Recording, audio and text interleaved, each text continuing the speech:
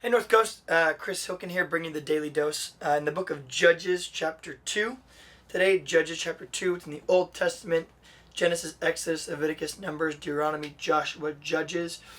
And we're actually going to talk about the person of Joshua, which is the book right before Judges. Joshua, if you're unfamiliar with the Old Testament stories, he was a great military commander.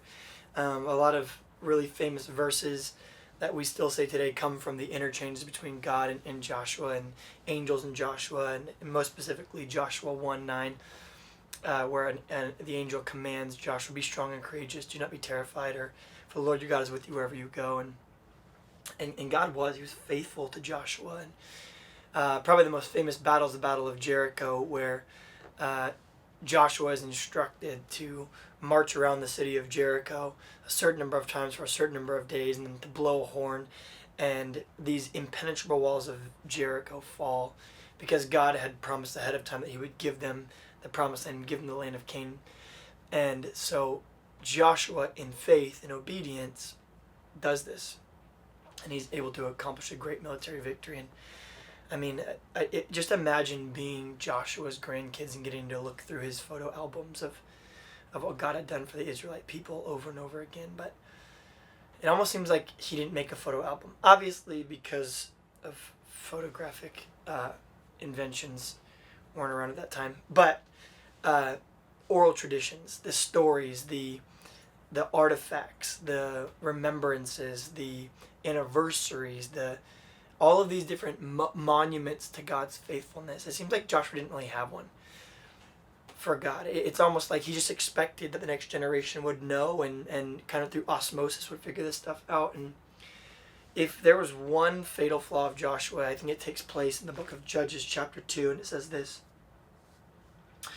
Verse 7, the people served the Lord throughout the lifetime of Joshua and of the elders who outlived him and who had seen all the great things the Lord had done for Israel. There's the photographic journal.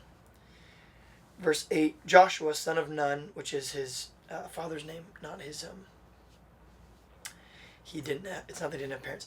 Son of Nun, the servant of the Lord, died at the age of 110, and they buried him in the land of his inheritance at Timnath-Heres in the hill country of Ephraim, north of Mount Gaash.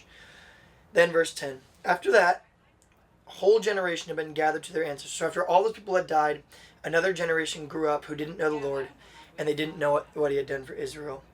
Then the Israelites did evil in the eyes of the Lord and served the false gods. They forsook the Lord, the God of their ancestors who had brought them out of Egypt. They followed and worshipped various gods of the people around them, and they aroused the Lord's anger because they forsook him and they worshipped other gods. And then God's going to give the Israelite people over to what they wanted, which was these other fake pagan gods. And here's what I want to challenge for us. I mean, those of us who are parents, those of us who are grandparents, who are great-grandparents, and maybe even those of us who have an influence in a peer group or in a friends group, our photo albums are often fraught with victories and vacations. But how many of our photo albums or our stories that we tell are of God's faithfulness, not necessarily just the victories of spoil and sport and excitement and revelry, but I just think of in the past few years of my dad had cancer and getting through that chemo and that great victory, getting to experience that with him, and then just kind of being challenged with how often do I talk to my kids already at this age about how God has been faithful to us as a family and faithful to us as a church, faithful to us as a people. I'm quick to talk about the victories that I had when I was growing up and in sports and other things like that, but I think if we're not careful, those can be the predominant thing that we speak over our kids, to our friends, to our peer group, to our great-grandkids. This legacy of God's faithfulness in our family, I think we just got to do a better job at pulling them aside from time to time or even daily and going, let us never forget what God has done. Because if we do forget that, I think we might be on the same vein of Joshua. We are being threatened with having a generation that comes up after us that doesn't know God or what he's done for the people.